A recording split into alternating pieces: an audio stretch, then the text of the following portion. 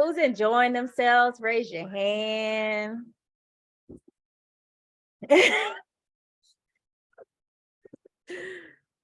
So if you've enjoyed any of the music so far, we will be sending everyone who has been on a playlist of all the music and some of the songs that we haven't had an opportunity to play.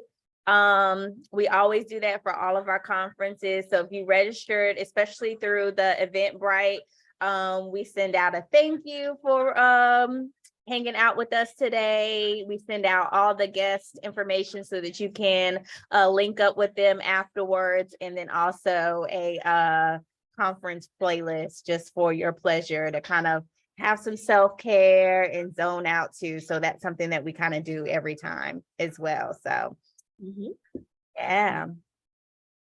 So send your questions in so that we can have some fun. I'm excited. I think this is the most excited I've been about for the panel part ever. Yeah. So we have a good first question from a listener. Let me go ahead and get us going. So the question is, I think for everyone, it sounds like, so how do you gracefully let someone know who's in your circle that they're no longer or not at all contributing to your growth? Ooh, y'all, I already got the answer for that. Get them, Timbo. Go for it. Oh, y'all, every single time that you're dealing with anybody, the best advice that I can give you is to ask yourself these three questions. Number one, whether or not like, if you need to talk to them, number one, first question, is it necessary? If anytime you need to talk to a loved one, a family member, a colleague, if it's something that's going to harm you or anything like that, if it's something that you really truly believe in, is it necessary? That's number one. Number two, can you back it up? Have they done something to you that's caused you to feel a certain way? Have they done something to themselves that can cause some type of harm or lead to something even worse? Yes. If you can answer yes to that, then you can move on to the third question that I asked myself. And the third one is it coming from love? Now, there's times where we feel like we need to say something to somebody and we're like, I'm going to get them, or I'm going to choke them out, or I'm going to have to slap them or get with them. I'm going to lay hands on them. That's not coming from love. That's not coming from love. That's going to cause more issues. But if you can answer all yes to all three of those questions, then it's time for you to have that conversation, because if it doesn't, it's going to cause straight chaos. Nice. Can I ask this, Tim? Oh, wait a minute. It's not question time. You can ask questions. Okay. I want to interrupt the other speakers, but if the goal is not necessarily reconciliation, do you still recommend the steps? So sometimes we simply want to let people know, yet we have no desire to continue moving forward in the relationship. So should these steps be taken whether we desire to maintain the relationship or not? Yes, you can ask yourself these questions even if you plan on not continuing with the relationship. See, a lot of times when we have relationships, whether it be professional or personal, we always have this gut feeling that we have to keep it, even if it's toxic. But then you're actually causing issues with yourself, and you're starting to think bad things about yourself or about them. You're going into a totally different realm. So it's time for that relationship to come to an end. There's times that we have loved ones that we absolutely love, and we're like, oh, this is supposed to be my cousin. This is supposed to be my aunt. You can love from a distance, my friend. You can love from a distance. You don't have to be standing next to each other. You hear what I'm saying? And the reason why, always ask yourself the why behind everything. The reason why is because it's going to cause more challenges in this relationship. So I'm going to need you to stand over here, and I'm going to stand over here. I love you. But because I love you, that's why we have to keep this distance. And if I can double down for that, coming from personal experience as a person who had difficulty early closing doors, like that same step that you're trying to get to, you're trying to put somebody out of your life, but keeping them there. Like, I think those steps that Bo talks about are really good because of that. Like, because it gives you something that isn't emotional, something that's almost analytical to focus back on, to make sure your decision that you're making, whether you want that person in your life, out of your life, whatever that goal is, you can keep it there. You have something to refer back to instead of that emotion that you know is going to change tomorrow. You know, like if you got any kind of a heart, you're any kind of a good person, it doesn't matter how much that decision that you're making for yourself is the right decision, you're gonna have that emotional feeling behind it, of feeling bad, and having those steps and having something that you can refer back to say, this is why I made that decision and this is why I'm standing on this decision, would allow you to stay there and continue to grow. Yeah. And I love Takaro, to be honest with you, would you agree that that's a form of self-harm when you choose to continue a toxic relationship, whether it be with a loved one or with a friend or a colleague at work? Literally, that's the Holy Spirit, I feel, stepping in saying that, you know what, I'm revealing to you all of these challenges for a reason. And a lot of times we always say, why do bad things happen? Why do things happen? It's because that's how we grow. You have to be able to identify, you know what, I don't like this. I don't like this. It feels like it's going in that direction. This is the Holy Spirit talking to you saying that, you know what, it's time. It's okay. It's okay. Yeah, but our problem is we enjoy the taste of self-infliction or Drama. harm, or like we Absolutely. enjoy that nectar, right? Like Of course, it tastes good. It's something so good about a toxic relationship, ain't But it? Like, but it's just- Takaro, but you know what? The toxic relationship, it's actually easier. I can sit Right. there and I can argue, but just like we just said, it's hard to have that conversation. Man, I'm gonna have to tell my cousin I love them, but they're gonna have to stand over here. Ooh, I love my colleague. They do great work, but I'm gonna have to let them know they're gonna have to stand over here. And that's why you need something to fall back on, because I can make that decision 10 times out of 10 out of anger. Like, and then you start to go through your relapse where you realize I haven't had my dose of toxicity today, like Yeah, where yeah. is it? Whereas like, and I gotta have something to fall back on, because it's so easy and sweet on that side of the table, man. Like, Uh-huh. so I completely agree with you. Yeah, it's self-inflicting, but when I can see, like, I would rather hit myself than somebody hit me. That's what makes it easy, right? Like, I can take my own doses. I can tell myself how much of something I want. And that's what makes it so difficult, because you got to give up that power of what you're controlling to completely let something go. I agree. And it's easier because it's something that we already know. We're already programmed to think like that. You know what I'm Mhm. saying? Mhm. And I'm not trying to cause no issues, because I know we have a lot of ladies on this call, but I'm just saying, even from a male's point of view, it's easier to deal with a toxic relationship than to move on to something that's a little bit better. Because we feel like, as a toxic guy, we'll feel that bucket that you're looking for. I gonna feel nothing else. But what you're that's what's so easy for guys. Now I'm shooting toxic guys in the feet, but like, it's what's so easy about toxic guys to really focus in and hone in on women who are trying to get out of a situation. Like, as a toxic guy, I would be looking for that woman who's trying to get out of something already, because all I got to do is focus in on that one empty bucket that you haven't had. And I'm winning regardless of however long I want to stay Yeah. there. And every time you need something, I just overfill that bucket instead of filling other I agree. Well said. Well said. I just saw a question show up on the screen. things. So, Okay.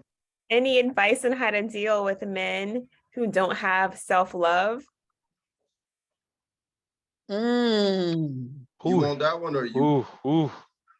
Who wants this one? Honestly, to tell you the truth, I mean, Takaro, jump in, John, jump in. Honestly, I feel when you're dealing with people that are broken, the challenge is you're bringing on someone who has not left the previous relationship. They're still in the relationship up here.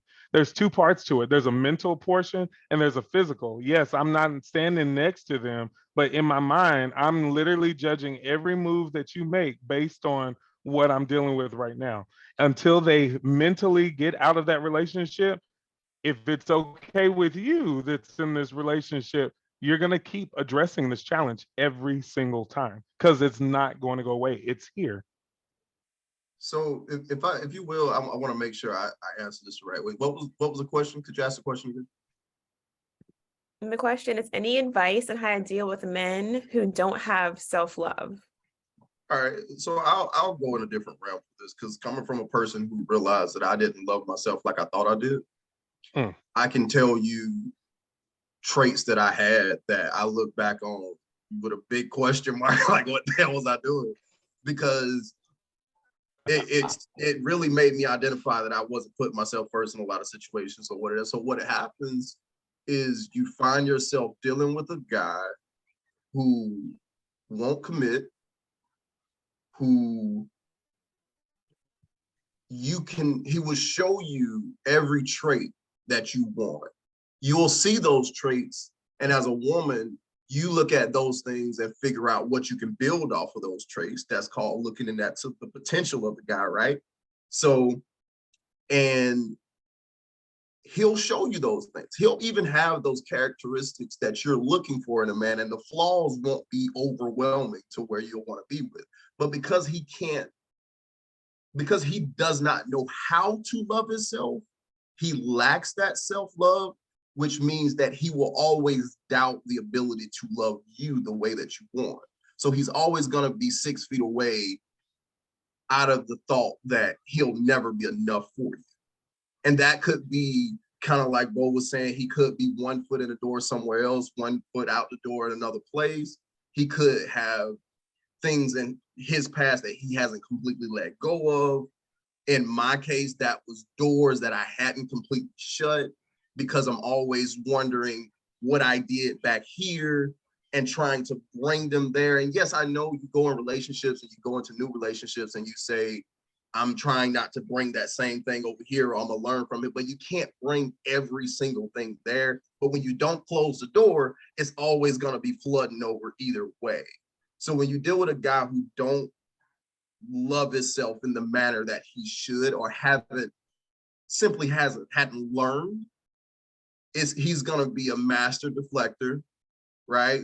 And he's going to be someone who you're going to have to buckle up, because you're going to be in a situationship for a long time, until either you as the woman find some avenue to show him how to love himself, because you'll never be able to do it. Like, you will never be able to love a guy who doesn't love himself enough so he feels his own love. Like, you'll never be able to do it. So you're either going to have to wait it out until he figures it out, or figure out a way to put that into himself, so where he builds himself up to be who you want to be.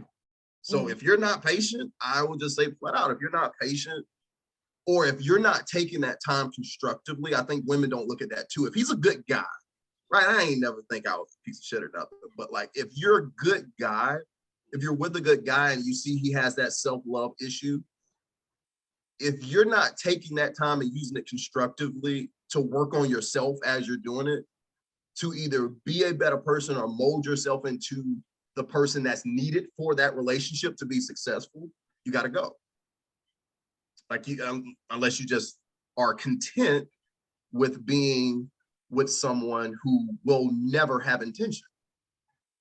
Like, that's where the combative therapy helped me, because I was able to be told, when you're ready to deal with a woman, have intention. Like, have the intention, let it be known where it is, because just simply having intention lets her know that you have your shit together in that realm. At least you've figured out enough self-love for yourself to say, like, I'm good in all these categories. This is where I need your love and your guidance, your spirituality to help me out. Like, but other than that, I hope you're patient, because or having fun. If you just like fun, if you're looking for a guy to have fun, find a guy with no self-love. If you just want to have fun for a little while, have a little couple adult times, have fun, go out trips and all that stuff with no real. If you want that, find a guy who's struggling with self-love. Find a good guy with a couple issues he need to work out in his life, but don't treat you bad. You'll have the greatest time of your life. Greatest time of your life. But if you're looking for a guy to, like, you're looking to build something, get married or something, you gotta make different steps, different strides. Can y'all define a situationship? Wow. What is Oh, that for the listeners? A situation. yeah, that situation. What's that situation looking like? I would I say think this. it sound like a play on words. That's what it sounds like. Be careful, Takaro. Tread lightly. Oh no, I'm diving into this one. Nah, we to me, a situationship is this. We have an understanding that has boundaries but no commitments. So we can come together at the table and understand this is what we're doing. And we have to stay within this realm to keep this going. But we have no commitment to this. This is like it's like the old school way of coming together. Like there's no paperwork, it's just a handshake. We doing this off of he said, she said, and we gotta trust each other that this is what it's gonna be. That's what's so tricky about it, because it's almost like you got two people who trying to make sure that the other person is always thinking what the other person's thinking, but nobody's thinking the same thing. But that's what makes it toxic, and that's what makes it fun too. Just saying. Wow. And then also with that situation, the only thing that I see is I think it can only work as if both parties are in on the deal. It requires a whole lot of vulnerability. It requires a whole lot of trust. You said it, to Carl, trust. And usually at that early stages of a relationship or the situation at hand, there's a lot of lack of trust. A lot of lack of trust because you don't know each other like that. Yeah. So you have to really truly be honest. This is where it is and this is where we at. No strings attached, handshake. We're trying to learn about each other. And the only way it's going to work is if we're honest. So our next question, it's a good one, guys. Any tips on how to deal with imposter syndrome in young adults? So kids, teenagers, young 20s. Imposter syndrome is, to me, very multifaceted. It really, really, truly is. When we're dealing with like young people, let's just put it out there, they have a lot of pressure. I remember when I was younger, a lot of the challenges that they're dealing with now, really, I didn't have to deal with it. Social media has definitely elevated that. But same deal, same tricks when it comes to dealing with imposter syndrome with young people. The first thing I would say is definitely stay in communication. I feel like, and again, this is the biblical side, the devil is alive and well, my friends. He is alive and well. And usually, if you think of the devil, like the Holy Spirit says, as a lion will never attack when he's in a group of people with his prey. He actually is looking for the one that's sitting by themselves alone and desolate out there by himself. That's when the lion can generally attack and grab his prey. So to answer that question, when you're dealing with younger people, never let them be alone. Let them know that you're always there. Still stay in that conversation with them. Most of the time, I know dealing with my daughter, she's 14. The way that she's communicating with me is through text message. She loves texting me. I always text her throughout the day just to let her know how her day is going. I definitely feel that communication with young people is very, very important. But there's also another layer with these young people is that they still like their privacy. So it's kind of like you got to give a little and then also step back a little bit. Give a little bit and step back a little bit. But one thing they should not ever feel is to be by themselves. They never should feel alone. Well, let me ask a question. I know this is like more of your subject, but I'm just thinking about the imposter syndrome situation, right? Or not situation, but what it is. Like, as a person, I would say growing up, I've never had a problem with like confidence and stuff like that. Like, I never had the true worry or care about like what other people said, thought, believed, and stuff like that. How much do you think that influencing like a younger generation to participate in activities and things that build self-confidence like deters that feeling of imposter syndrome? Because I'm a very competitive person. Like it's like, and I feel like that gives me an edge in life. Like I'm competitive about most things, but it also puts me in a perspective, like not even a cocky perspective, but just like I feel as I am.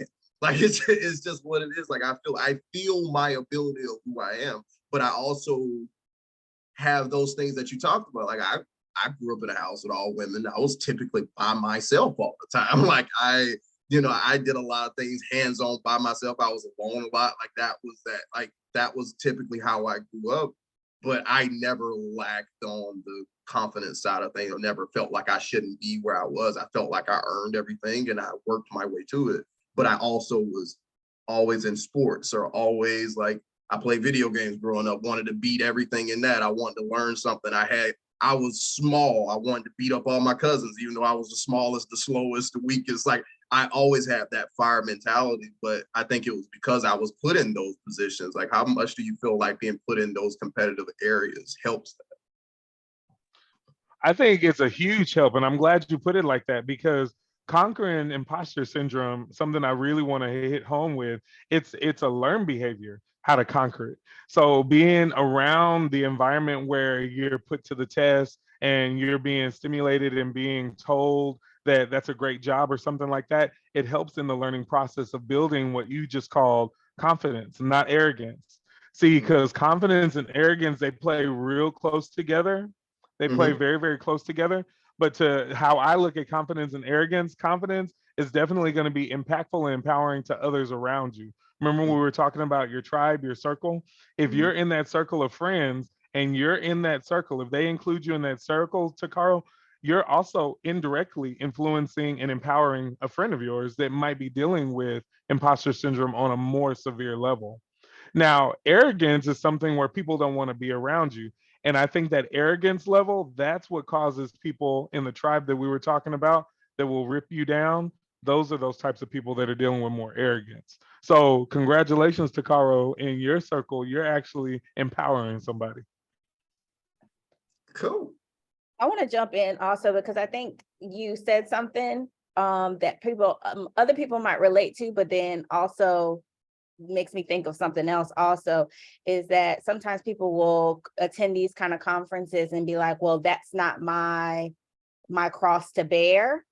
But I don't think anyone who is on this journey we call life doesn't at some point deal with something mental health related, right? And so imposter syndrome might not be your cross to bear, but it is something. And so let's all like kind of just put a mirror in front of ourselves and figure out what it is that our particular cross to bear is, whether it be imposter syndrome, depression, anxiety, because we all at some point, if you haven't already, probably will face something. And just to make sure that we are cognizant of it when it does come, or if it does creep it up at some point or time, because you have the confidence on lock, but might not have something else on lock, Absolutely. as evident by you entering into your counseling journey. Absolutely. It looks like we have a question from Sheila, so you can unmute yourself and ask your question if you don't want to put it in the chat. Thank you. And you guys, I love you. You're doing a wonderful job. I think it's a two-part question, first of all, and it's dealing with mental health on both levels of all the panel's comments. First one is, who has really given you your strength to seek mental counseling? Because African-American people do not like to seek counseling. Grandma said this way, that way. I'm one of those people, and this is how it's going to happen. So with the first question, what gave you the energy and the ability to seek mental counseling? And then the second part is how did you reveal, and then how did that person respond to it? Do you get it? Yeah, is that for everybody, or you just, is that Bo? Who's going on that one? Wow, all right, I'm here now. All right, I think it might be everybody. Well, I would say like so. When I did the podcast last year, I spoke on that, how like for me, it was like exactly like what you said. Like nobody, especially in the African American community, really pushes that, right? Like, even though when you get older, you kind of see signs of it, right? Like, everybody got that old grandma auntie that took like nerve pills. Like, we know what that is now, you know what I'm saying? Like, like, so it's like, you see signs of it as you get older, like, oh, okay, well, she was dealing with anxiety, or she was dealing with depression, or like, yeah, because but old folks, especially in our community, don't like to say I was seeking mental health. It was like, oh, my nerves are bad, or like, this just balanced my mood out so I don't go crazy on it. I'm like, no, you was fighting depression, or you were, you had anxiety, or you had whatever, whatever. Like, so you see it after, especially after you get in it and you're more comfortable. It's like, oh yeah, grandma so-and-so dealing with this crap, man, like, just gonna leave me hanging. Like, so you see it later on. But like, for me, it was because I work in supply chain. I'm in supply chain management, and supply chain, we like to say that it's organized chaos all the time. And anybody who know me, especially when I worked for Coca-Cola, knew every time you saw me, I had a computer and a laptop with me everywhere I went. Like, it was constant. It's a high stress job. And the job itself offered it. And at one point kind of tried to make it a little more mandatory to push, but it was free, right? And then that kind of what went in, like, I actually told somebody else they should do it. And then their return question to me was, how was it for you? Like, what about you? And I'm kind of sitting there looking dumb, like, okay, well, I guess I should look at, I can't just be telling people to do stuff I ain't doing, like, do as I say, not as I do, can't really do that. So then I jumped in, and then it kind of helped me go along there. So I kind of started the journey alone. I didn't have anybody to refer back to and say, hey, I tried this and I tried what you told me. But as I did the journey alone for a long time, nobody knew I was doing it. And it felt great because I felt like I wanted to be fully comfortable in doing it before I actually started suggesting or telling people to do it. But I found that once I would tell people I did it, or it would just come out of normal like conversation, way more normal than you think. You think it's this, this cult religion that you don't want nobody to know about. And then you tell somebody like, yes, I was talking to my therapist, and oh yeah, I was talking about too. And they said something simple. Wait, like that.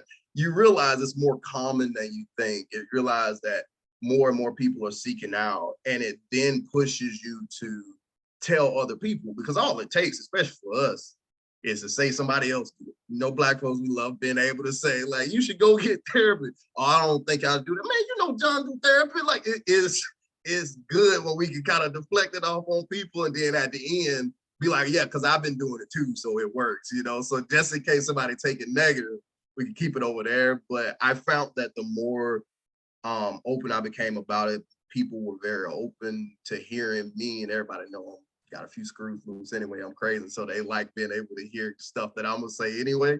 And it was a really good feeling hearing people like that I was doing it, want to do it, and be supportive, even in putting like this out, telling people I'm doing this. Like, everybody's super supportive of wanting to see it, wanting to hear us, the things we want to say, to how we want to speak, and being able to be free.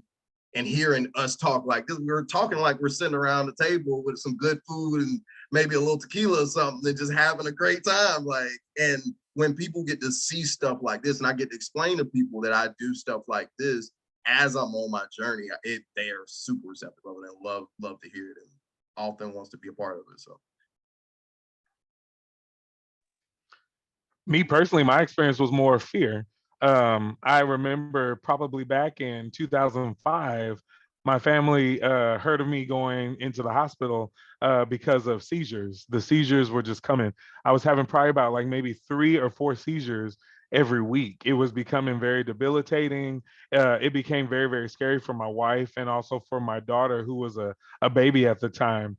But I literally had to do a self-evaluation and literally look at myself in the mirror, and I'm like, I can't live like this. I can't go through life dealing with seizures. So I started asking the right question to the physician, to the experts: where do seizures really truly come from? And the truth of the matter, it was just so many different things that could cause seizures. It could be an injury. It could be like maybe you were in a car accident or something like that. My seizures were actually coming to me from stress. And a lot of times there are a lot of people out there that are dealing with stresses. And again, those are multifaceted too. There's different types of stresses. But with my stress, what I was doing is I was keeping it inside and I was never letting it out. I found that I was a talker. I had to get it out. I had to speak it. I needed to get it out so that it was out there. It was no longer a secret, so that everyone knew about it. And it created calmness and it created a smooth surface for me to play on. What I noticed when I started talking and getting things off my chest, the seizures slowly started diminishing. I went from having, like I said, 3 or 4 a week, then they went into like maybe once a month. Then from there, a few times every few months. And now I haven't had a seizure now in probably 5 to 6 years. So I asked myself, reflect, what changed? What altered that mindset or whatever? And the whole point was I was talking about it. I was getting it off my chest. So I found that there was power in therapy. There was power in getting things off my chest and not being afraid to let someone else know about it. And indirectly, what it started doing, it started showing other people and also revealing to me that there were other people dealing with the same things. My pastor, Dr. Reeves, he told me, he's just like, Timbo, I think that you are naturally an evangelist. And I was like, a preacher? Oh, no, I can't be no preacher, y'all. I'm not made for that. I have, like I said, skeletons and whole graveyards in my closet. No, no, no, no, no. I can't be that. But pretty much what he empowered me, what he gave me the authority in saying is that you have a voice. Anyone that has information or testimony to share with someone else that's going to be beneficial is an evangelist. So I felt that that was a beautiful gift that was given to me to be a speaker, and to let people know that it's okay if you're dealing with stuff like what I'm dealing with. It's just going to empower us. And by me starting to think and talk like that, I feel like I was empowering others to say it's okay to speak if you have a challenge that you're dealing with, and we can all come up with a solution to make it a little bit easier for you. And I've been on that journey, and I just can't keep it to myself. I just can't keep it to myself. Thank you so much. That is a really good question. That was a real good question. I have a question. One thing that always like intrigues me, because obviously I'm not a man, and I remember growing up, my mom used to, I have a younger brother. My mom used to, in her fussing sometimes, would yell at him and tell him that he had 2 strikes against him. And I hated it as a child, but now as an adult, I understood I understand now what she was trying to instill in him and get him to understand. And she used to tell him, when you walk out the door, you have 2 strikes against you. And she said, you're a man and you're Black, right? And as a woman, right, although I'm a Black woman, I don't fully grasp what that really means. And so can y'all touch on that a little bit about what that means to be a man and a Black man for us, if you could? If I can, Takara, I just wanted to jump off on it. Being a Black man in a society where we have already talked about not being good enough or accepted, that's exactly what your mother was talking to him about. Being Black, being a male already, those strikes are literally already weighing heavy on you. And this is where that imposter syndrome is probably already starting to manifest. It's already starting to grow. Walking out your door already with that on your shoulder, it creates a lot of stresses. It creates a lot of weight. It it's something that still, even for me, is still a burden when we walk out the door. Always standing up straight, being sure that we're well groomed, making sure that we're well dressed, because when we walk into the room, instantly people are already judging us. They already put that pressure on us that you better perform to the best of your abilities. You better not make a mistake. And at the end of the day, my friends, that's called perfection. But I recently found that perfection, it does not exist. it's okay to still make a mistake and still hold your ground. It's okay to not know everything. It's okay to reach out to someone else that has the answer so that you can share that answer. Um, that imposter syndrome is something that is real and it's out there. And we started learning about this early on, but we just didn't know what to call it. It's very, very important to really mind that tribe, my friends, really looking out for your brothers and your sisters, because at some point, we said that earlier, we're all going to deal with it. And if we're not personally dealing with it, someone directly connected to us is dealing with it. That's why it's so important to celebrate discoveries, and also celebrating each other, because that's how we're going to get to the goal. Heather, I may or may not know that brother you're talking about. No, so I'll go on a little more of a personal level with that. So I don't know if Aunt Sheila remember this, but me and Thomas got pulled over by the police riding a bike one summer that I was down with y'all. I remember that. Just two black boys riding a bike, like, and two police cars with lights pulling, like, what is even going on here, right? So it's that type of thing, because that literally could have went way left and way worse than it actually did. And you just got two black boys riding a bike.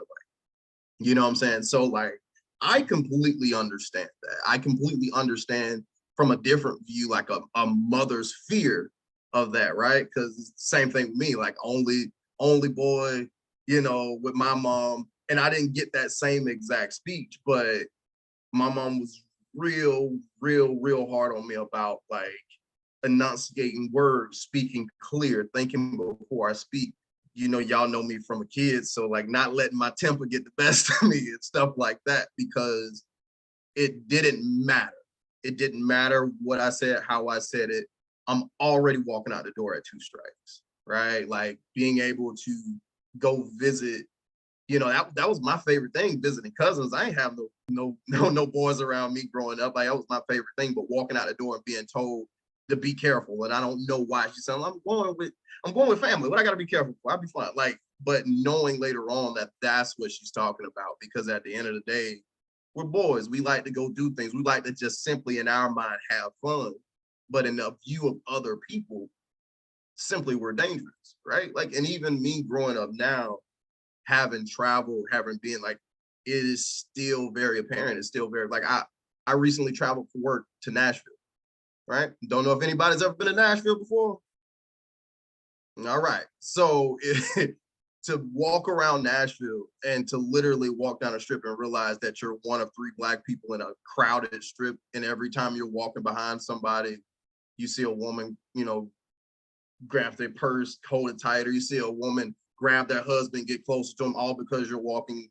You watch people walk completely off the sidewalk, like you see those things, and like, on one hand, you're able to process it and let it go, but on the other hand, you have to have the ability to see and know why that happens, and you have to be careful in that.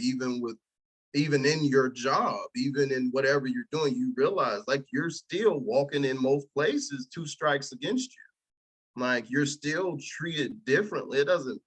I found out the hard way. It don't matter how much they like you. Like it doesn't matter how much you put on this facade. Be this person from 9 to 5 every day. As soon as you show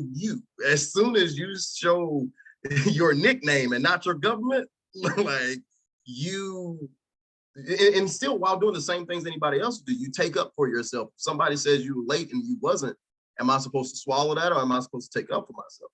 But that's a decision that we make every day in the life, in our day-to-day lifestyle and at work. How much do we push ourselves to that edge, because we're only working with so much before we fall over. So I completely understand from that situation, growing up with that situation with Thomas and coming back to the house and listening to Aunt Sheila fuss and cuss around the house about it, because it pissed her off on so many levels, to just seeing it day to day on a regular basis, like I completely understand it. It's something that as a woman, unfortunately, you will go through, but you'll go through in a different way. Like you Right. will go through it in more of a belittlement way, more than a this person is dangerous way. Like Right. they're gonna look at you as a black woman, as a woman and a black woman, and think that you're lesser than or you're only good for these things. Whereas Right. a black man kind of gets that stereotype, that bigger, stronger, faster. I have to be aware of him at all times because we don't know when this might turn into guerrilla warfare. Like it's that type of thing. So it's the same thing, just you know, different for us walking out You're right. And to Carl, and any time to make change or to see it from a different perspective, we have the tools necessary to do that. And it's right between our ears. It's our mindset. We have to change our mindset. You can't go through life thinking like that we're not worthy of these things that we've worked so hard for, or the things that you have already achieved. We can't look at it and say that, oh, it's not really that big a deal. It is a big deal. And we should always be talking about it. We should be sharing it. And again, this is a prime example of what true imposter syndrome is. We've been discussing it and dealing with it our entire lives. We just didn't know it. We just did not know it. So now that we're being honest with ourselves, when we know better, we do better.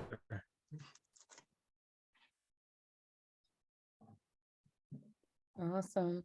Any other questions from our audience? I know, Bo, there was something that you wanted to say something about. Did you get a chance to touch on it? You was gonna bother you and Takara you was gonna get him riled up. I got a question, bro. Oh, here we go. You talk about like, you know, I Uh-oh. took the blend of like confidence and how it pairs with imposter syndrome. And we talked a little bit about like the adolescents, right? The younger generation. But for the adults, right? For the adults, and I'm asking from a man, like we're talking about the men. So let's kind of keep it on that. Yeah.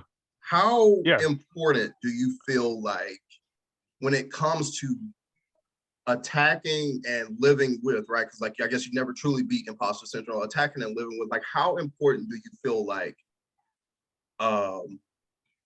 hypothetically, like for you, like your wife plays a role in making sure like the buckets that you need filled to keep combating imposter syndrome is? Like how important is that role for somebody, whoever that closest person, whether it's your wife, the girlfriend, the significant other, whatever, like how important is their role in it? Because for me, I think about confidence and where I get my confidence from, and it's not all self-confidence, right?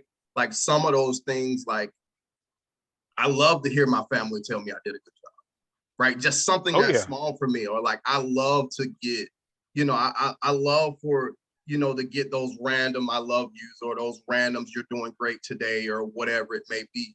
And without that, I don't feel like I don't feel like I would be as confident as I am, and I would slip more into those situational positions of having that. So how important do you feel like those roles are, and what do you think needs to be done to identify and speak on asking for those roles to fulfill?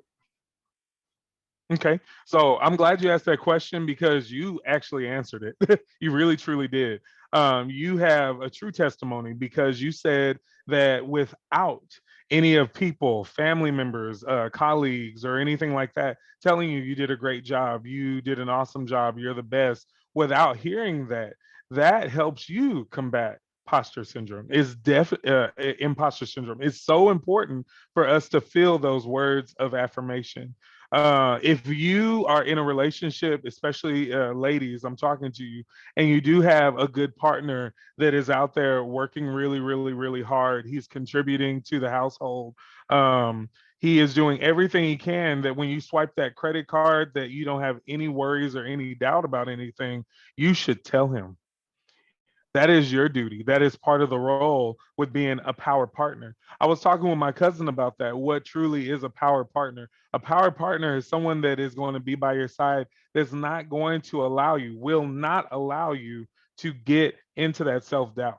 If they even see that you're slightly pivoting into that role, they're there to hold you accountable. Hey, to Carl, you're killing it. You're doing an awesome job. Thank you so much for doing that. A lot of times when I'm working really, really hard all day long, I don't do it for the money. I know it sounds weird. I know it sounds crazy. I'm not doing it for the money.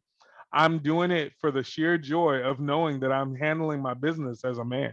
I'll be honest with you. If you take that from a male, if you take that from a man, he is not empowered anymore. He is less than. He is literally already kicking himself. We just talked about it. He's already kicking himself in the head, saying that he's not worthy. Everything that he has, he doesn't deserve it. He's already telling himself that. Society is already showing and telling him that. His partner cannot be the one doing it either. That partner has to be the one to help lift him up. If they're not hearing it from anybody else, they definitely have to be hearing it from their power partner.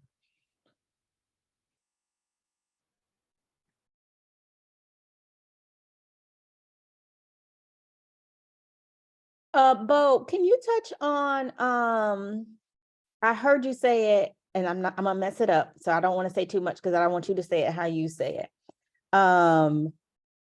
Who gives a man the right, or do you know what I'm talking about? Who gives a man the authority to be a man? Thank you. I didn't want. Yes.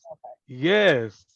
So I know I'm gonna ruffle some feathers, Heather. I feel it. To Carl, brother, I need your backup, and so do Oh, I that's my need type it, of John. conversation I right got here. I gotta get the conversation because we said we was gonna keep it real. This is Okay. my kind of conversation. I'm We're ready. gonna I got keep it snapped. real, okay?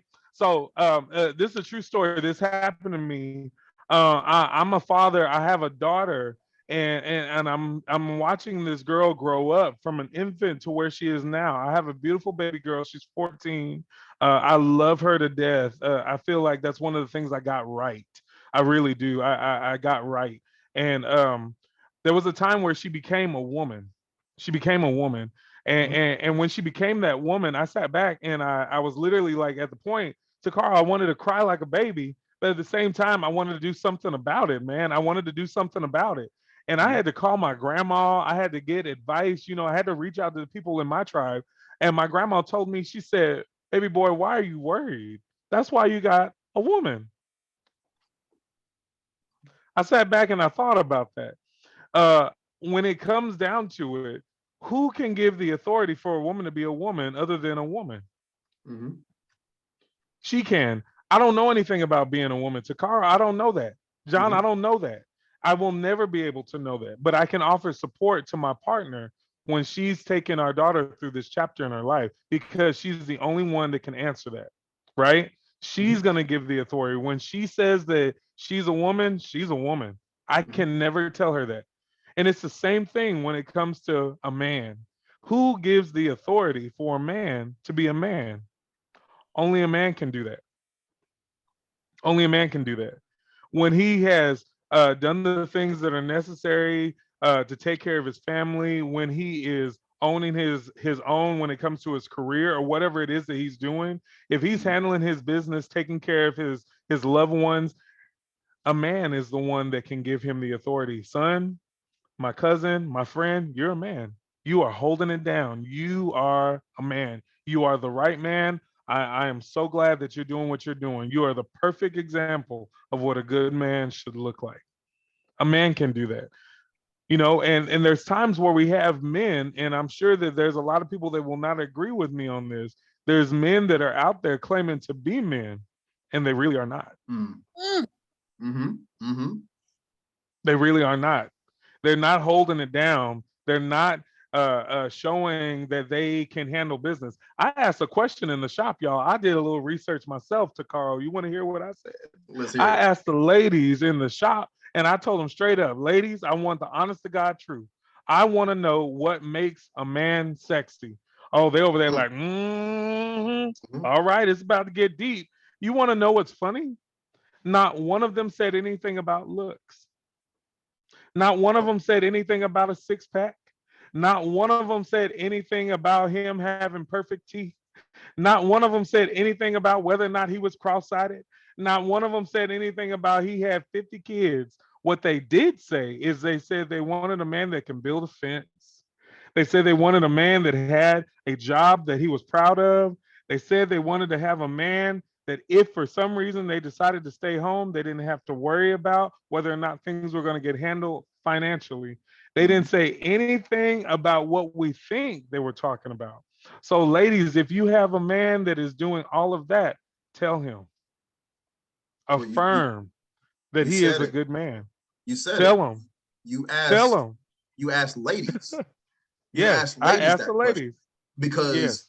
if you'd have asked that, if you'd have asked girls, you'd have heard all looks.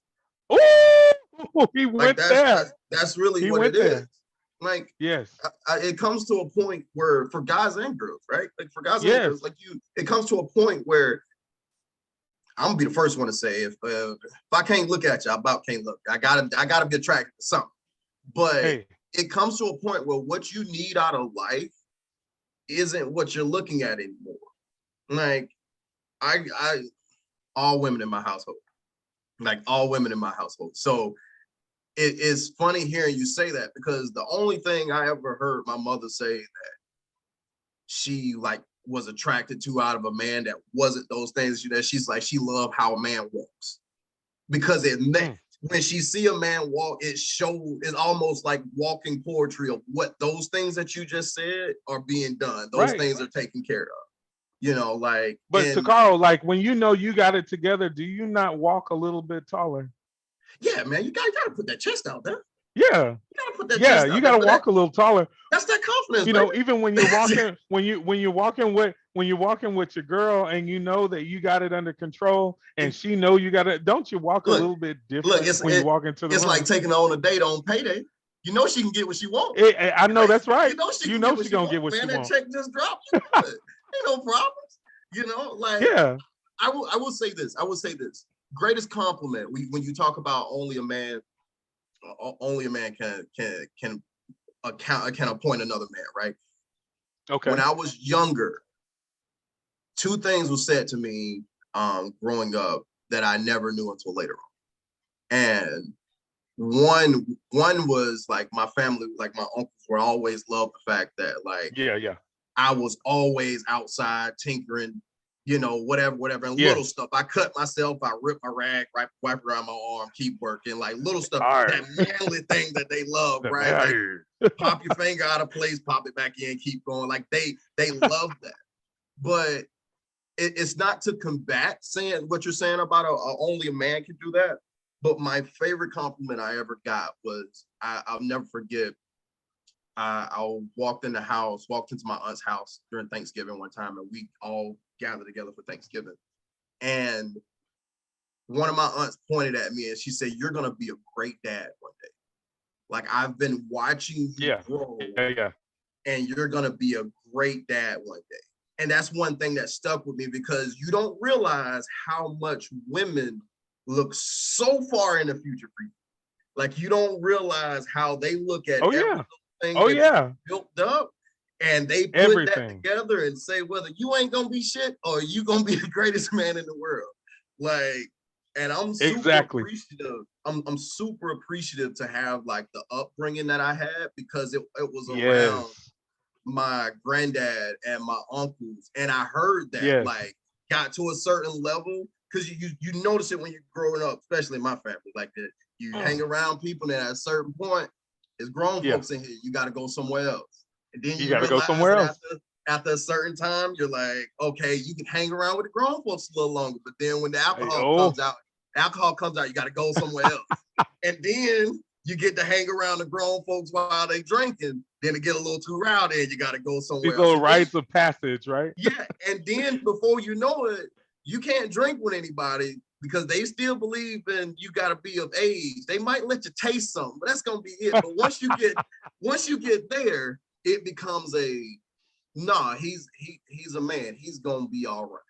Yeah. And you notice it's appointed because you can identify your brothers and cousins that didn't walk that same route that you did. Like you know, it was certain people that couldn't go certain places with people because they ain't know how to act or they ain't built that or they ain't went through that. Like there's a certain level of a man that you have to be before another man trusts you. That's And right. like, and I'm one of the people who always thoroughly believe that you don't have to tell an alpha that you're an alpha. You That's don't right. have to tell a man amongst men will never have to speak. Like that's just really what. And when you realize that the men around you, the ones who will appoint you and say that you're a man, they're grooming you to be that. And the ones who don't get to be that are the guys who pretend to be men. That's That's just right. really what it comes down to. Huh.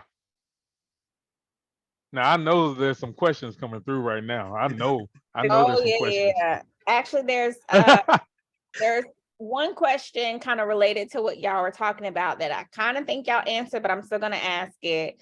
So who gives a man the authority if they're not around positive, productive men? Ooh, they already answered the question without us even answering. Yeah. That's why it's so important to mind your tribe. It's okay if you have loved ones around you that don't fit that description. It's okay for them to stand over there and you stand over here. It's very important. See, me, I was very, very lucky. I actually had uncles, I had cousins, I had people like that around me that were able to shave off some of that male wisdom that I was able to receive in order to be called a man, to be called a man.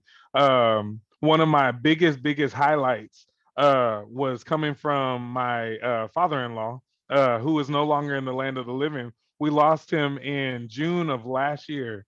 But one of the things that I was able to hear from him was one of the highest affirmations ever. After I bought the house, my wife no longer works. She actually works for me. And then also just hearing all the things that he told me at the beginning of the relationship, his expectations. I respected him for that. And one of the things that he told me was job well done.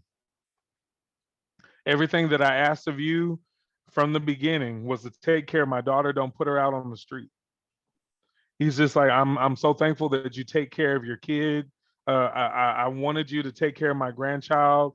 You put them in a home. You put a roof over their head. You are a good provider. All these things that a man should already be doing. He gave me the authority.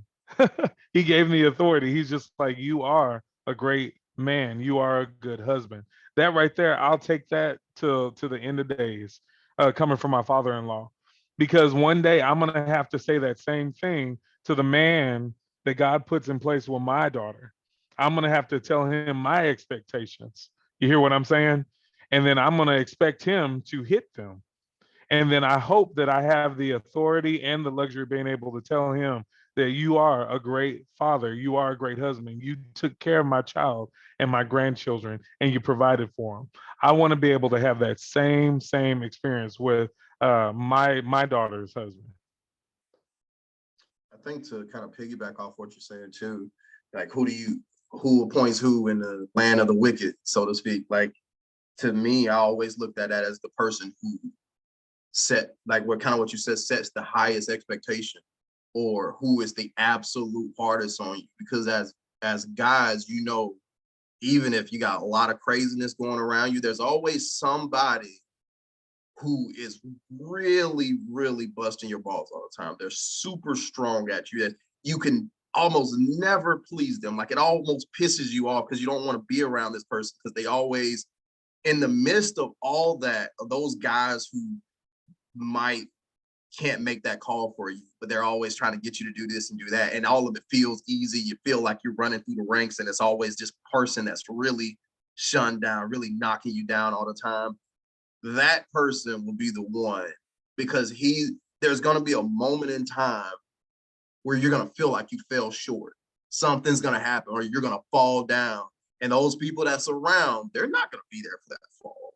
It don't matter if they're family, friends, whoever, they're not going to be there. And that one person is still going to be there.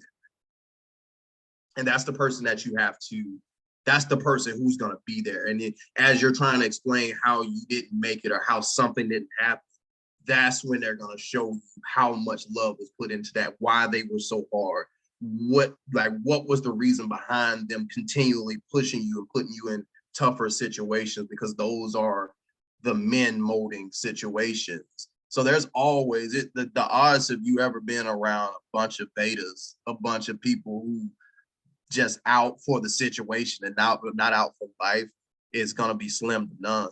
And I was actually grateful to have come from a very big family, bunch of guys, but I spent most of my childhood with the head honcho. I was with the granddad, the one that everybody respected. And that's where a lot of my guidance came from, because he was able to tell me about how bad of a person he was, the changes he went through, the things that he saw in all his kids who were, my uncles, looking up things I needed to take from each person to build who I am. Because, like that's a question that's often asked to me as a person who came up, not knowing my dad, like, how did you guide yourself in that? And that was my blueprint. I was given a blueprint to, you got 7 or 8 uncles and you got these adult figures and these people are good at these things, and you take those things, and I'm just a mixture of all those things. So when it was time for my come of passage, or them saying like, yeah, you're a man now, you're one of the boys, like, that's what it was. It was the wait to see that cumulative growth across all platforms. And, I was able to be that. So, but yeah, hope that answers the question. So we have a question that came in about this topic, right? So, or kind of like the past topic, but when you ask a group of men what makes a woman sexy, their answers are primarily from a visual aspect, not necessarily emotional, right? So what are your thoughts on when guys do this? Like, what are your thoughts? It's the type of guy. Like, Question, are y'all asking us what we feel makes a woman sexy? No, like what are your thoughts on when men answer like that? When they say, oh, she has, like, I don't know, pretty legs, whatever. all our answers are based off of your physicality, your physical being, your physical presence, instead of what you can do mentally, whatever, the same way like women look at what we can do. That's what it is. Mm-hmm. Okay, so my ask would be to this individual, are they asking this question in front of a group of real men or boys? Because real men, they would never downplay a beautiful woman in front of everybody. I'm just gonna say that right out loud. Okay. Boys, they probably will respond to that because they don't know any better. But real men would never downplay a good woman in front of everyone. They would definitely lift her up. I promise you that. I also think it comes to mentality as well. And I say that in the sense of like, if you ask a guy to draw you the perfect woman, tell you what the perfect woman is, it's gonna start physically. Because mentally we automatically think about all the things that we can bring to the table. If I know I make enough money to take care of us, if I know I've already built the house, if I know I have all the things laid out in place, like the things that you're searching for in life for most guys are gonna be, I just want this beautiful woman beside me who's gonna keep me going. Like, and I think that's why it's women, I mean, I said this earlier, how women look so far in the future about things.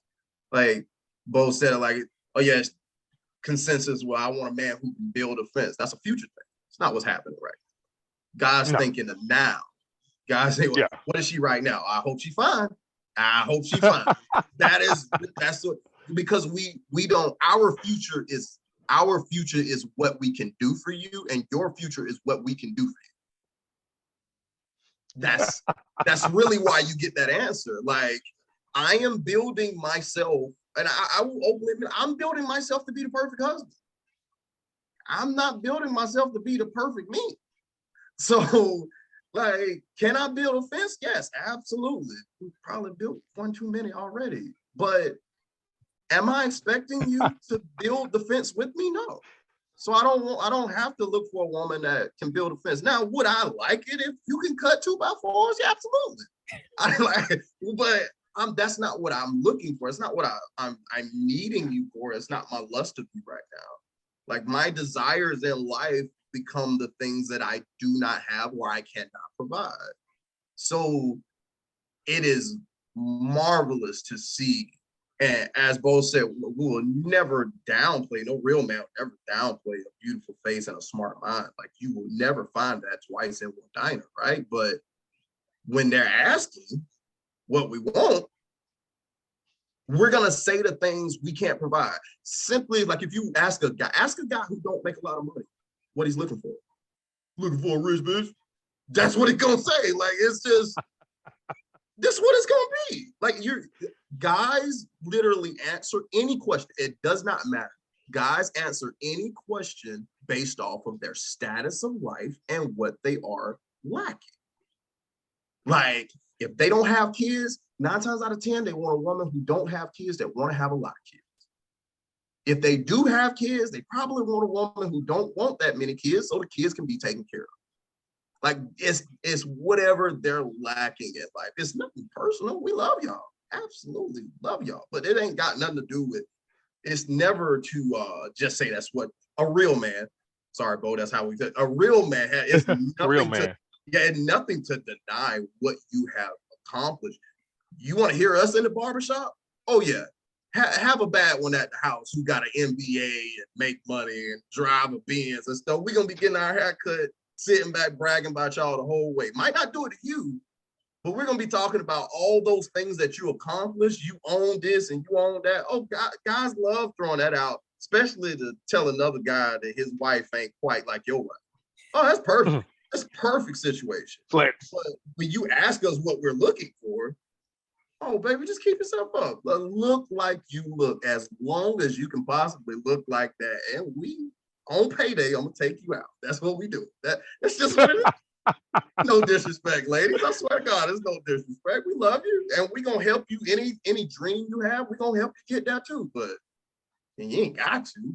Like, it's just feel that void for us. We love you. We love you. I swear to God. And, you know, when you marry someone, right, like they may be like young and beautiful or whatever, but in like what 40, 50 years, like those looks are going to fade. So like, what do you have like foundational that is going to stick with that person and make you continue to choose to love them each day? It can't be their looks. Yes, it can. Like, I know that sounds crazy, but yes, it can. Like, because what happens, Heather, don't do that. I'm telling you, like, no, seriously. It's firing up right now. It's firing up. I told you I was going to get started. I told you. No, like, seriously. It's starting to heat up in here. Seriously. You want to see a motivated man? Buy a new dress. Get your hair done. Do something physical. Like, for most men, unless you and your man are having you and your man are having like a certain part of life where you're working on being that power couple, like, right? Like, then you do things like bring stuff to the table, like money or investments and stuff like that. But that's just a tier of the relationship. If you want to see a motivated man, you want something done, look good. And I say this because women, you worry about it as if you have to look 21 for the rest of your life. Tell you a little secret, I'm probably going to get cussed out. A man will always look at you in the most beautiful view that he's ever seen. Understand that. When you're laying in the bed with that bonnet on and you got Ambicream to get rid of your dark spots and you got face masks on with cucumbers and he's over there and you like, why do you keep touching me? Leave me alone. I look hideous. He does not see any of that. He sees that beautiful woman that he met 1, 5, 10, 15, 20 years ago. And it doesn't matter if you're 17 or 78, that is the woman he's always going to see. So we ask you to keep that up because as long as you don't become disfigured or something crazy, like that's all we see. Like you think we don't see you age. We don't care about your grades. We look at you in that same attraction that we had when we were doing things we weren't supposed to do. It's the same thing we see now. And you think that it's gonna fade. It ain't gonna fade. It never fades. And when we see you put in a little effort to keep that spark there for us, that's what get them new floors downstairs that you want. Like that's what gets that little Yorkie puppy that you've been asking for 3 years. Like that motivates us. because you show me that you're trying to keep the best you the longest you can for me. I got the rest. Like every man's gonna want something. Don't get me wrong. Like, yeah, we structurally is a different conversation. Like yeah, you gotta work. Maybe we want things. You gotta bring in a little bit more money if you want to have a little bit better lifestyle. You're gonna have to understand that there's a level between submission and allowing me to be a man. It's gonna be there are things structurally that are gonna have to be in point. But I will 10 out of 10 be attracted to you when we get married from 30 to when we're celebrating our 50. And like, and it's that's what I don't think women really understand. Like, because when we love you, we want you. We never lose that burning desire for you. And no matter how much you try to tell us you look crazy, or you don't gain a little weight, or your hair ain't done, or whatever, well, we could care less. Like care less and pay for it. And honestly, to Carl, not to cut you off, I think that has a lot to do with like the confidence factor. I love a confidence woman, not an arrogant woman, but a No, confident that woman. that's a sexy thing, She ain't just it? walks into the room. Ain't it? And I know Ooh. sometimes, like even with my wife, I'm just gonna put her on blast. Sometimes she has this spice about her, but I like that little spice because she's holding me accountable and I'm holding her accountable. I love sometimes like just looking at my wife, and it really, Just really gets looking? me excited. Just Just looking. looking. Looking. I get it. Yeah, just taking a looking, peek, man. you know. So we have a comment that says, brother. So people are supposed to ignore the beer belly, the toenail fungus, and the missing side tooth as y'all age in marriage. Actually, I'm gonna throw this out there because I'm gonna have to agree with that person that made that note. Just like that expectation that we have for our ladies, it's the same thing the ladies have for us. So when the guys say that I don't do the pedicure, let me tell y'all something. I love the little Asian woman to touch my feet because my wife won't do it, so I have to go pay someone to do it. But when she's laying in the bed and she wants to feel your feet next to her, she don't want to feel the crust. She wants a nice Yeah. foot. Same thing, being clean cut. We can get clean cut too. Now I don't have a six pack. I'm a big boy. I'm what it's that old size from back in the day you used to call husky. But you want to know what? My wife loved me. And she loved me. So I too do a lot of the stuff that I do to make sure that when she looks to the left or to the right, the guy that's standing next to her, the man that's standing next to her, he looks presentable as well. I want her to have someone that she can look at and be proud of as well. I think I 100% agree. I'm not going against it, but I think the fun of this is I've been trying to play this tennis game. I think that's fair, but I think presentable has to be the expectation for a man. I don't think that it's fair as the comment to not have a beer belly, not have bad feet, not have this and that, but you still have the expectation to be a stay-at-home wife and not do anything in life. Like you have for me to give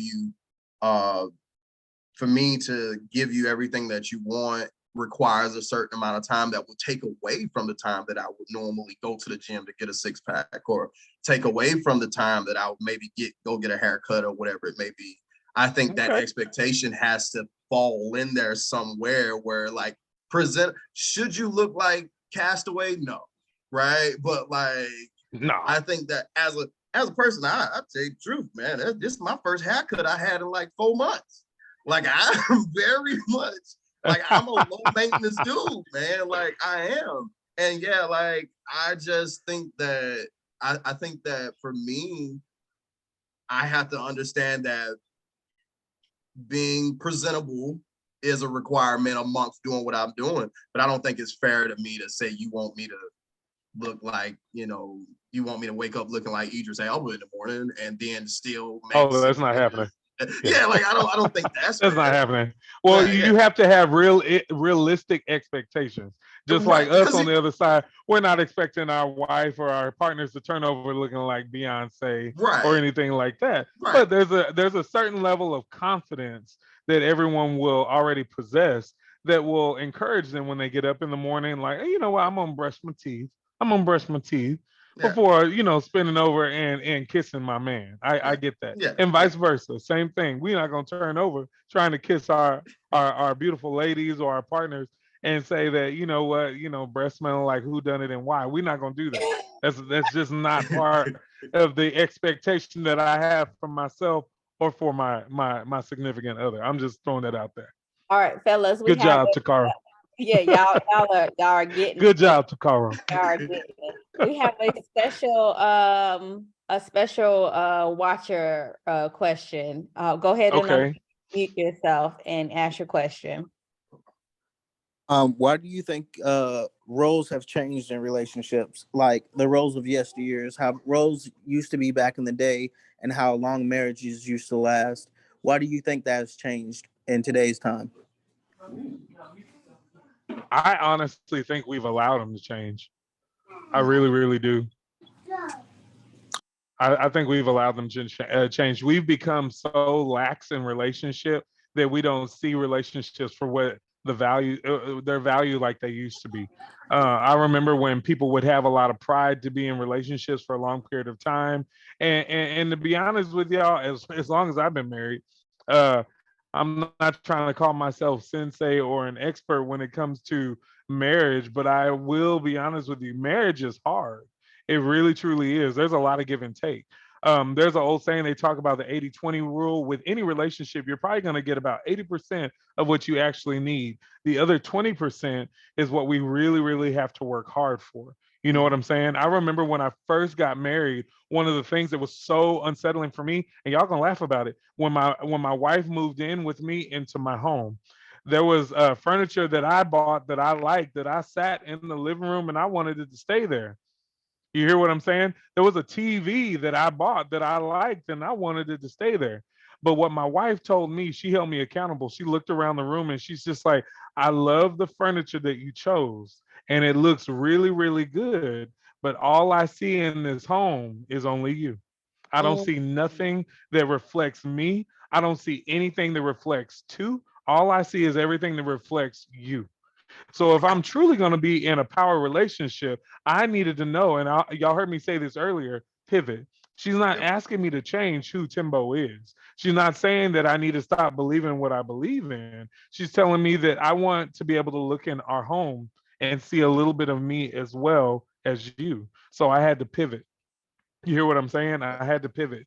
It's the same thing when it comes to the relationship. I don't want to change anything about my wife, but I need her to understand that when it does come to the relationship, me being the husband, I'm supposed to be the one that's supposed to be the protector.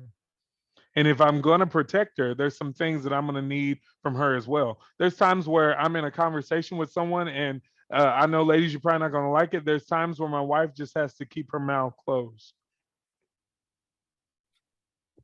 Yeah. That's how it is sometimes. And the reason why is she example? told me, she said, in order for my husband to be the guy that I want to be the protector, I'm going to need him stand in the front and handle that. I had a guest that sat in my chair and she's like, you know what, Takaro, she's like, my car is not working. I have this issue with a flat tire and blah, blah, blah, blah, blah. And I asked her this question, bro. I asked her this question. I was just like, so are you going to take your car to go get fixed over there at the mechanic? She turned around and looked at me and she's just like, why? I got a man. He handles that. Let me But when it comes to the household, she handles what goes on inside of the house. He says, my wife, she handles that. That's what he said. Heather, so you don't have to look dumbfounded like we're attacked. No, so it's kind of like we spoken a little bit earlier when we talk about, like, there's certain things in life you can't take from a man. Like, he will feel less than, he will feel useless, worthless, devalued. And you cannot have an expectation of a man to do something and then constantly you take examples and chances away from him to do those things. You can't tell me you want me to be the protector and handle tough situations, and every time something comes up, you're moving me to a side so you can point and yell and scream or whatever. But then when we get burglarized, you want me to go take a bullet for your ass. It's not gonna happen. Like, because at that point, you put me in a position to where I no longer feel comfortable. Who's the man in the situation? Like that, yeah. And that's what we said. Like, there's sometimes it's not saying, hey, shut the hell up. That's not what we're saying. But there's sometimes where you as a woman has to sit back and analyze the situation and say, this is his moment. This This is a his time moment. for, because Yeah. it's the reason, and the reason is fair, because I know some women are gonna say it's not fair. The reason is fair because it allows you to assess your husband or your man. Because if he Yeah. doesn't handle that situation like you're supposed to, now you have a reason to say, remember when that happened, you didn't do it. So now I'm gonna do it. Like, Right. but you can't take those I like opportunities that. away. I Yes. You like can't take it. Yes. those opportunities it. away. Yeah, Is that you've just taken that power from him. exactly. Exactly. Yes. And that will in turn cause conflict Right. in the Right. relationship.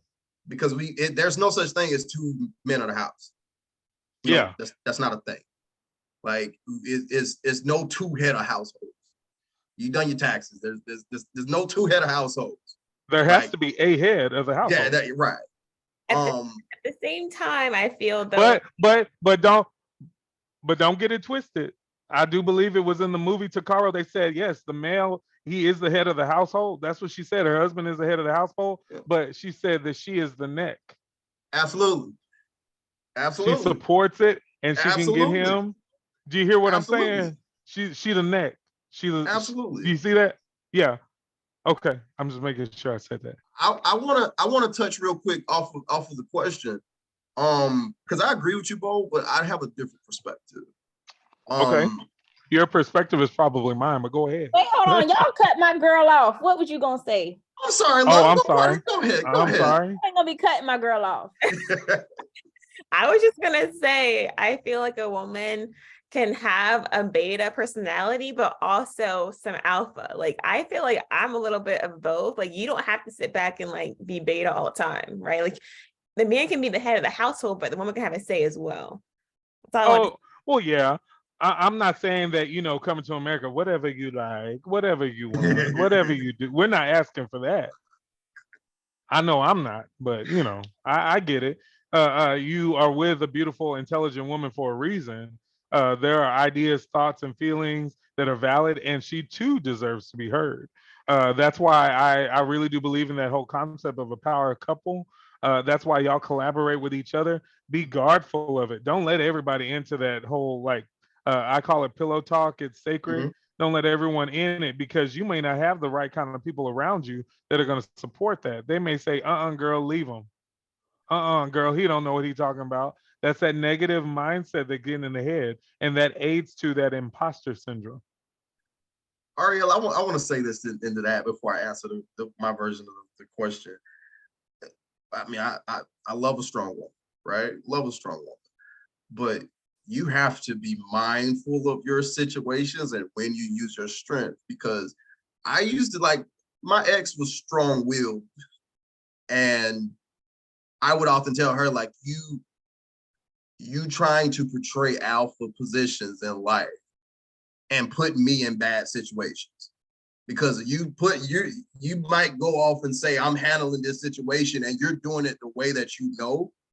And then you put me in a situation where now I have to step into a situation that could have been handled differently had I done it. But I now have to fix this situation and fix somebody for disrespecting. Like I just say all the time, I was going to end up in jail because she's running her mouth about something. Not that she wasn't right, but because the way that some women try to portray their alpha traits don't come off well to men. Now, I'm more than happy to step aside if a woman's there. You want to kick her ass and do your thing. I ain't got nothing to do with that. But it's the cross-gender part that throws me off, where there are certain parts where I know you can handle this, but there's 9 different levels I'm gonna have to go to if he says something to you stupid, and we don't have to. So that's what I mean about taking a step back and assessing what the situation is, because yeah, if somebody forgot to put my ketchup in the bag, go ahead, do it. Just go get it. But if you're getting into a dispute where somebody like a mechanic is trying to overcharge you for something, and now I have to step into that situation not knowing, is a very difficult situation for us. And like Bo said earlier, that causes conflict later between you and I. We're gonna talk about this. I'm gonna fix him real quick, but we're gonna talk about this later. And that causes more conflict. So that's all I'll say about being mindful of what the situation is. Yeah, understand. But going into what we were talking about before, I blame, I don't want to say society, I think parents, right? I don't think that in today's age, especially with social media and especially with the view of what everybody else is doing in the world, I don't think mothers are raising their daughters to be wives anymore. I don't Mm. think fathers are raising their sons to be husbands anymore. Yeah, So when you have a society now where women have kids and they're training their daughters to be independent, they don't know how to be wives. Therefore, they're not sought after. And you have everybody and every third person trying to come up with a reason as to why this woman can't be like this and be like that, but it's simply the roots. And oftentimes it comes from the pain of a mother or father. It comes from if hypothetical, if my mom had me and she went through a horrible breakup, he cheated, outside kids, left in the middle of the night, my sister is going to get raised not to be a wife, but to be able to take care of yourself. Whereas some 100 years ago, when you were born as a woman, the grandmother was the first one telling you, baby, you need to learn how to do these things because these things are the things that hold down a household. The grandfather, son, you need to learn how to do these things because these things is what women look for as a husband. My. Most I'm a country boy, so forgive me, like most people grow up in the church, like they live by that proverb, train a child the way he should go, and when he's old, he won't turn away from it. You learn And they from won't those turn away. levels from those generations that believe in marriage. I don't think we believe in marriage no more. And there's so many few and in between that actually believe in it. A lot of people say they want it. But think about it. When's the last time you heard an old person refer to their marriage as a power couple? You don't hear that shit. You hear, this is my marriage. It's not about what this person brought to bring to this to make this thing. It's about we loved each other. We wanted this life with each other. Therefore, we believe in each other. Not, I submit my resume for this position and I hope I get it. I think that's what it is. We're so busy looking at like what somebody else could do, and every third word triggers somebody.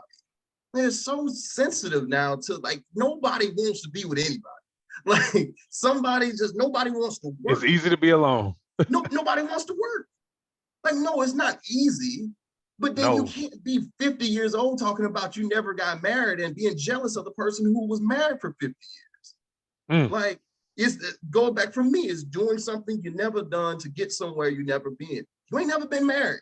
And the shit you've been doing this long ain't been working. So you have to put yourself in a position. What have you been doing? You've been looking back, figuring that this girl found some Saudi Arabian billionaire and she's on yachts every day and I look just like her, so I should be able to have it. Like, it's an unrealistic expectation that the world has opened our eyes to instead of understanding what it is that you would truly want. I wish I was married for 10 years already. All my ain't shit ways would have never came out. Like, I would have been great. Like, but it would have, it's what I want. I still want to get married. I still want to have a bunch of kids. I want to keep this Heath household going strong. Like, I love our family reunions and our holidays. I want to get talked about for having 8, 9 kids and don't never want to keep any of them. Like, I want that. Like, I want that level of life. But I also grew up with my granddad who was married all that time.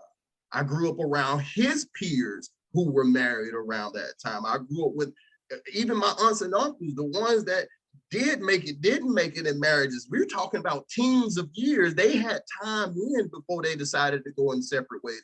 They sought marriage. I don't think people seek marriage anymore because everybody's so, life is a get rich quick scheme now. Everybody want to just get rich. Don't nobody want to work for nothing. Like, And then the ones that do want to get it are so quick into just saying, I just want to be married. You don't want to be, you want to have a wedding. You want to have a wedding, go to an adult prom. You want people to look at you and clap for you. You want to buy a dress. Like you have to have the desire to want to be a husband, to want to be a wife, to want to argue, to want to fix things, to want to build, to want to break down, to want to raise kids, to want to kick them out. You gotta have that desire. And if it doesn't start with you looking at you and what you want and not worrying about when you get what you want, what somebody else is gonna think, then you're never gonna have it. It's 50,000 people sitting around here that don't want to go back to that ex-boyfriend or ex-girlfriend because of what they think their family gonna say. When they literally broke up because somebody forgot to bring home tissue. Like it's stupid stuff like that that make me so confused as to why people say they want marriage, but then won't even make it past a simple argument. So no, question caller number 7. I don't think that I don't think that is any science behind it. I think that we're not raised to be married, and women aren't raised to be wives. We're not raised to be husbands. We have to choose at a later date to say that we want to, and by that time we're 20, 25 years old, and we're working and hope to God that we can come across somebody in Publix that want the same thing and get it. That's So That's I why have a it's so- question. Can we address how we put like our grandparents on a pedestal, or oh, they married for 60 years, like they had a great long marriage, right? But at the same time, they were actually probably unhappy a lot of that time, right? somewhere. No, I mean, And you want to know why? And honestly, to tell you the truth, I had this conversation with a cousin of mine. I know we look at marriage, relationships, we're lumping it all up, but I'm going to lump it up even more, and I'm just going to say it's business. I had a guest that told me before they're a singer, songwriter, all this stuff. When we sit at the table, when we're talking about business, we handle business first, and then I step into my role of being an artist. During the time of handling business is making sure that all your expectations are laid out, all your truths are laid out, making sure that everything that you want out of the entire relationship is all out. You know what I'm saying? That way, when later on, when you move into the role of being the partner or being the husband or being the wife, those expectations were already laid out. Case in point, I had a family member that married somebody, and literally this person, when they married, they were a country bumpkin kind of guy. Literally, he loved just hanging out, fishing, hunting, and things like that. And when he wasn't doing that, he liked to sit at home and just watch TV. When I talked to this loved one, I asked them, when you first met this person, how were they? Oh, they were the same way. All they wanted to do was go hunting and watch television and go fishing. And I was just like, so what are you asking of them now? They're like, well, I want them to go out and go clubbing with me. I want them to go vacation. Well, to be honest with you, loved one, it sounds like you're trying to change them. If this is the same person that you married, something attracted you to this person. There was something about them wanting to sit at home and fish and go hunting. Something attracted them, but everything that they're doing, which they've been doing from the beginning, is now annoying you. You did not handle business. You didn't take care of the business first and set the expectations of what you're wanting from the beginning before moving into your role as the partner. You hear what I'm saying? Most of the time, and I'm going to say 99.9% of the time, that if we see a challenge going on with any relationship, they did not handle their business from the beginning. Well, I didn't know that they did all of this. Well, you did not handle business. I didn't know that they were going to call me out of my name. Well, you did not handle business. Because had you said from the beginning, I'm not going to let him call me out of my name, I'm not going to let her talk to me like this, then as soon as it happened the first time, then you should have had walking papers. You hear what I'm saying? Because that is not the expectation that we set from the beginning. Now, I'm going to go back a little bit. When it does come to relationships, you don't give the walking papers right then and there. Always go back and reinforce what we handled in the business meeting. Now, I know I told you that I don't like to be talked to like that. You're getting there. All you're doing is holding them accountable. If it happens again, walking papers. It's time to go. Well, can I correct you You hear what though? I'm saying? Because I think because from a counseling standpoint and from just in general, right? I think, and you can correct me, are you meaning from a relationship marriage standpoint, you just don't leave? Or are you meaning from a boyfriend, girlfriend relationship, you don't leave? I'm gonna say when you are starting off as a boyfriend girlfriend type of relationship, you're building into that marriage relationship. So in that boyfriend girlfriend relationship, I think it was to Carl that was talking about that from the beginning. You're trying to learn about each other. Sometimes we refer to this as courting. So let me ask, so it's very clear to our listeners. If I set the expectation, don't call me out my name, and it's just recording, you call me out my name, I bounce. But if I'm Bounce. married to you, then it's a conversation. Yes, when you get into a marriage, you have already had that business meeting. Do you know what I'm saying? So Yes. now that we're married, we have already established the expectations. So here we are. You have called me out my name. Now it's like, okay, look, Yes. you So don't call me out yes. my name. Yeah, so hold on a second, because I think people mess that part up a lot of the times when they're just dating or courting, whatever people choose to call it. They Right. keep giving people chances that they should not Yes. be giving people chances, right? So if we're using the example that you gave, calling out names, they keep going past that. Once, I believe it's Maya had the quote of, when people show you who they are, believe them. Believe them. Right. And so Believe them. I've set the expectation, right? I've set that boundary of, don't call Yeah. me out my name, right? You do Yeah. it. All right, peace, right? People don't Right. peace out in the dating courting phase like they're supposed to. They go ahead and marry that person and then Right. expect that that's not going to continue to happen, and it continues. Exactly. And I'm going to go even further than that.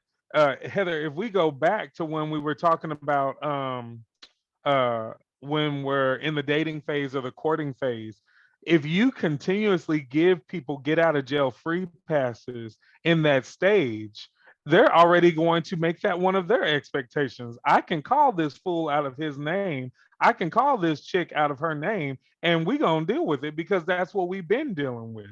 You never held them accountable. You Facts. never fix the problem. You hear what I'm saying? So if you have a certain level of expectation, stand by it. Do not move. Like I said earlier, you may need to pivot if they don't understand English. You know what I'm saying? You might need to have someone translate it for them. You hear what I'm saying? But I'm not asking you to move because those are your boundaries. Those are your expectations. You set them from the beginning. And I know some people may say, but oh, you know what? When they smile, it makes me so cheeky. You have to find somebody else that's going to make you cheeky when they smile. Because from the beginning, if that's how they are, that's how they're always going to be. It's time to walk. We have But a when you get into marriage, marriage is that commitment. You stay on, you stay on. It's a conversation. thank you. And we have a hand raised, another question from Sheila Heath. Yeah, so y'all talking a lot about like older people and different type of things. So do you believe that you should like with older people and then people now, you should go into a relationship with the expectation of the struggle?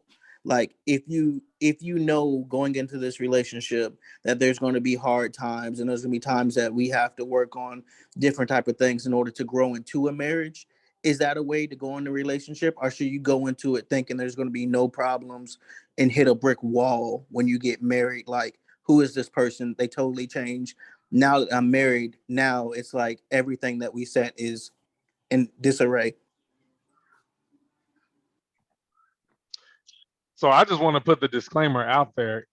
When you are in a relationship, a real relationship, there has to be a lot of transparency when you're dealing with the courting phase and also the business phase when y'all are having the business meeting.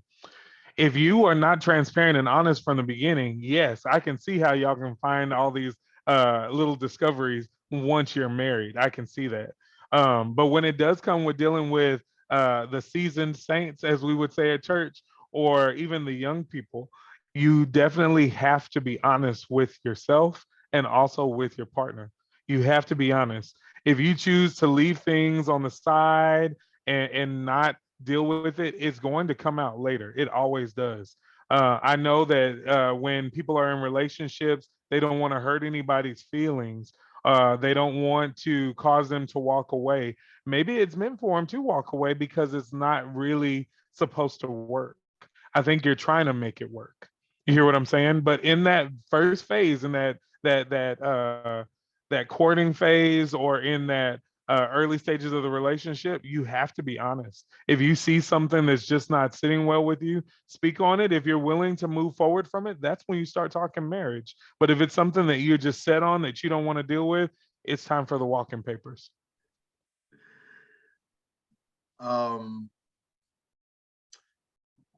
What's the best way for me to put this? Something that was told to me one time is it shouldn't be that hard.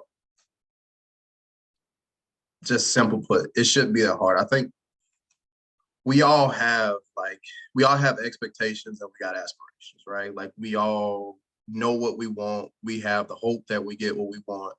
And I think that with anything, you buy a car, you know you're gonna have to make this, right? You know there could be a point where you're gonna have to buy something might break. But you buy that car with the expectation that it better be somewhere down the road before I have to do something to it. And as somebody who's been on both sides of that fence, that was the truest thing that I was ever told, that it shouldn't be that hard. You shouldn't have to struggle with issues. You know, it might be a struggle to work through an issue, but you shouldn't have to struggle with the amount of issues that you have.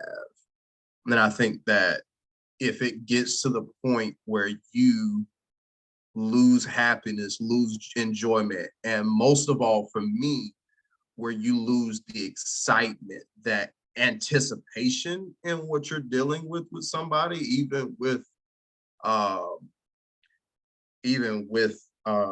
the relationship itself, you lose with the situations in a relationship. If you lose the anticipation of being around somebody, I think that's where life changes for you. I think that's where it starts. You kind of have to stop at the road and figure out whether you turn around, take a left or right, because the straight isn't working no more.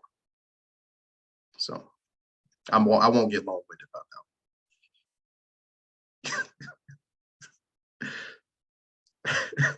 You guys. So we do have another question. I think this is a good question. We kind of missed it a little bit earlier, but it was about another topic. It says, question for the speakers. What advice would you give your younger self from the pitfalls and the knowledge that you have obtained from the journey that you have traveled to adulthood as a Black man? We ain't got enough time.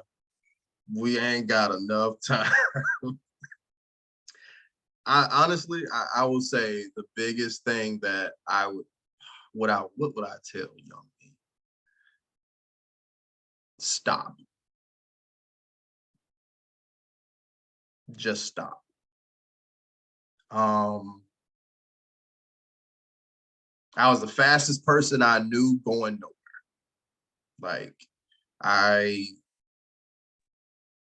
could see any finish line that I wanted, but I could never get, no matter how fast I ran, it didn't matter what was going on. Didn't matter what formula I thought I put in, like I could never get there. I would tell me to stop, because God stopped me one time, and that was the first major pivot of my life. Like I had to have reconstructive knee surgery, and for months I couldn't walk.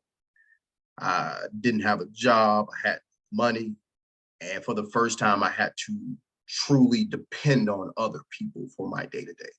Whether that was just getting out of the bed to go to the bathroom, whether that was to eat today, whether that was to do whatever.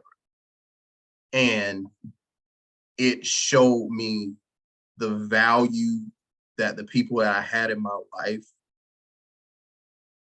wasn't as high as I thought it was for some, and others hosted this immense amount of value that I never knew I needed. but I didn't know until I stopped. People fell out of my life on their own. I shed a lot of weight without knowing. The things I needed, it processed for me because I was able to sit down and realize what nutrients I was lacking. And I realized that it's never about how good I thought I was. It was about how well I could explain where I came from. And realizing that all that time I'd been running, trying to create a view for other people, trying to do things, all these things in life that I thought would add together to put me where I wanted to be, meant absolutely nothing. It's like, I look at it like cooking. You cook anything too fast, it'll be what it is. Never tastes good. And that's how I felt like my life was. It was fast, chaotic, and I only knew one speed. I only knew go and help. Those are the only two things I knew how to do. Keep going, keep helping anybody but myself. And it created a lot of dark, toxic ways for myself because I couldn't figure out why I always found myself just as far away from the finish line and so deep in a dark hole alone.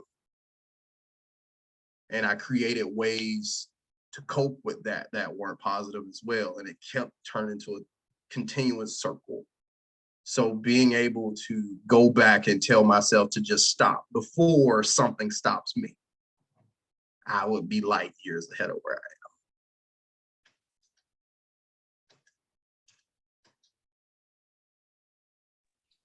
Well said, sir. I really, really, really concur with everything that you just said.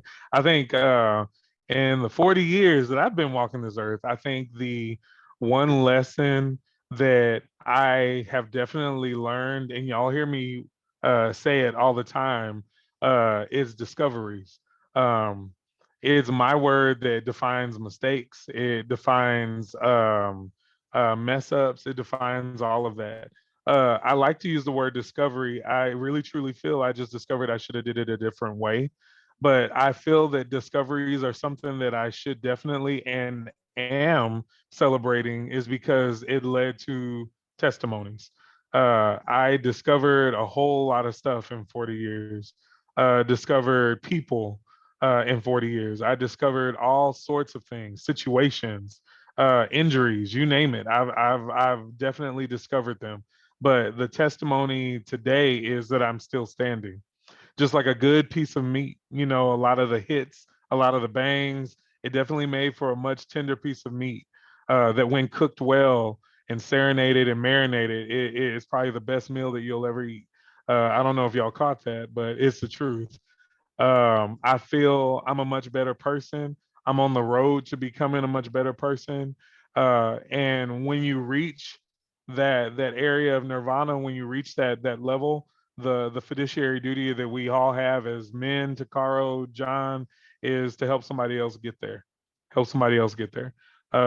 Just know that everything I experienced, good and bad, I didn't experience them by myself. There were lots of angels and people that really cared about me in my tribe, in my inner circle. I give them much respect. I give them so much love. And two, I tell them how much they have been there and what they've done for me because they need to know it. They need to hear it. Uh, I would just have to definitely say celebrate my discoveries.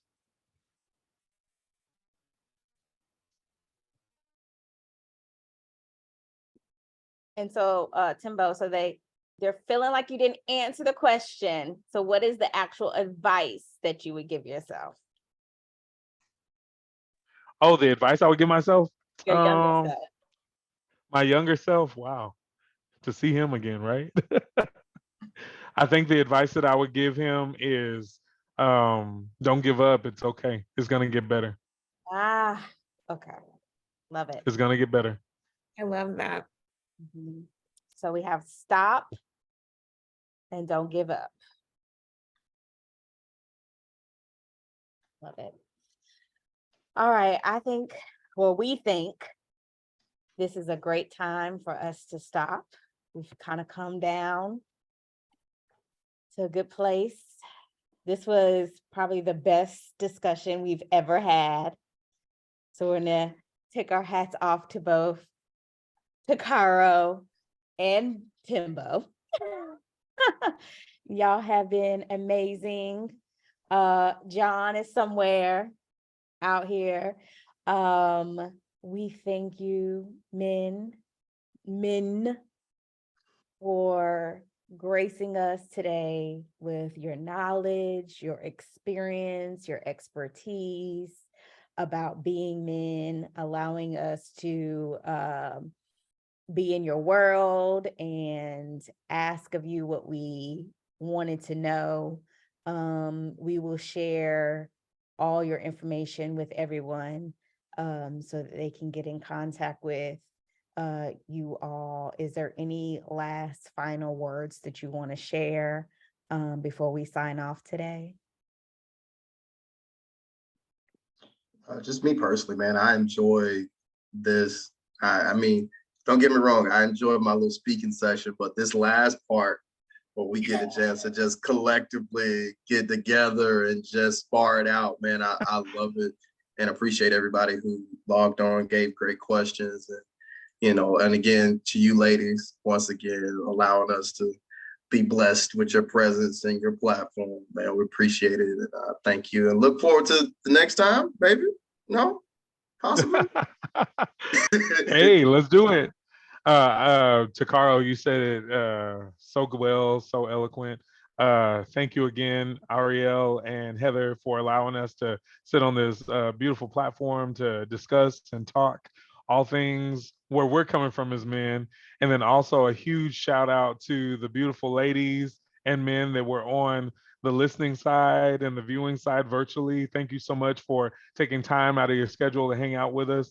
And to Takaro and John, a pleasure to be sharing this panel with you both. Enlightened, definitely. Definitely always a pleasure to hang out with my brothers in Christ. Y'all have a wonderful time. Yes, yes, yes. And so this